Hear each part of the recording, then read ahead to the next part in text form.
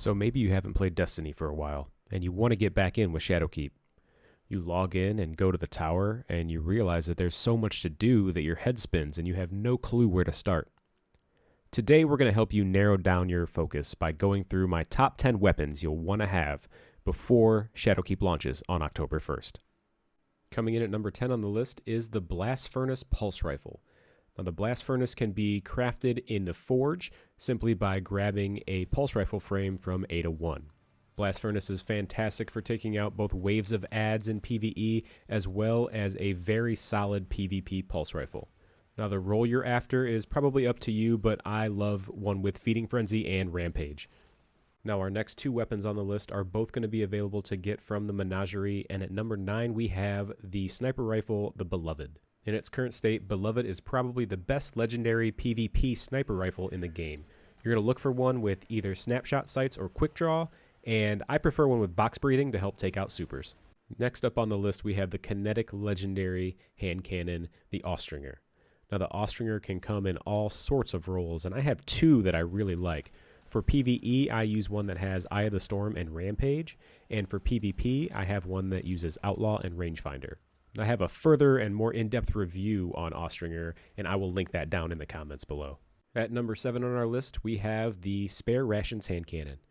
Now, Spare Rations only drops from either Tier 2 or Tier 3 Reckoning, with the likeness of Oryx as your boss, or it's a random drop from Gambit Prime.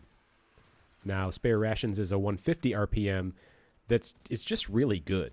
I recommend everybody have one. It's just really damn good. At number 6, we have 1000 Voices, the exotic fusion rifle. Now, this weapon was one that I went back and forth on keeping this off the list because it's one weapon that you just may not be able to attain before Shadowkeep.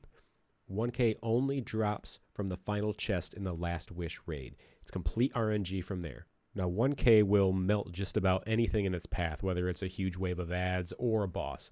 Even though it's been nerfed by Bungie a little bit, it still does a massive amount of damage. And at number 5, we have the Forge light machine gun, the Hammerhead. Now, Hammerhead is a random rolled machine gun that you can craft by picking up the frame from Ada 1, and you're probably looking for a roll that has something like Feeding Frenzy and Rampage. Pairing Hammerhead with a Void Singe will destroy just about everything in its path. At number 4, we have the Void Heavy Grenade Launcher, Swarm of the Raven. Now, Swarm of the Raven can only be found from packages or RNG during Iron Banner, but it is the absolute meta right now for killing raid or strike bosses. You're looking for one with spike grenades, and the rest of the perks really don't make that big of a difference, so get one as soon as possible when the next Iron Banner comes out. Leading off our top 3 in the list, we have Outbreak Perfected.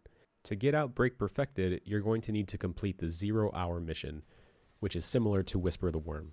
Now, the biggest perk of Outbreak Perfected is Parasitism, which lets the gun do more damage based on the number of Siva nanites that get attached to him. Nanites attached to him based on rapid hits or precision kills.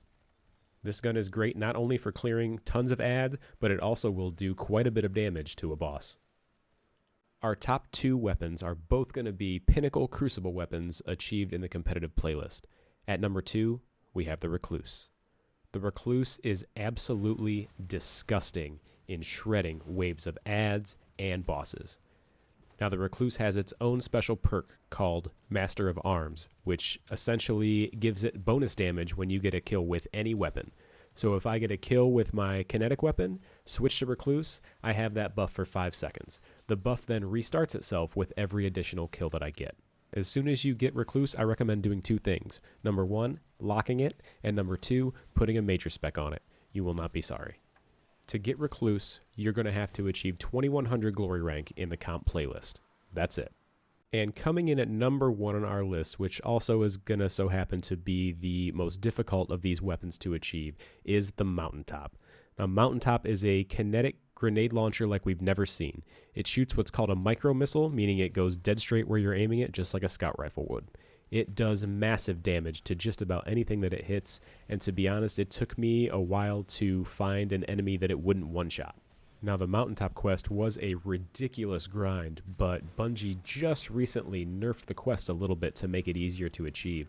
So now what you have to do is achieve 2100 glory, get 75 Crucible multi-kills with grenade launchers, and get 25 calculated trajectory medals in the Crucible with grenade launchers as well. The calculated trajectory medal is achieved by killing 3 Guardians with grenade launchers in a single life. So that's it.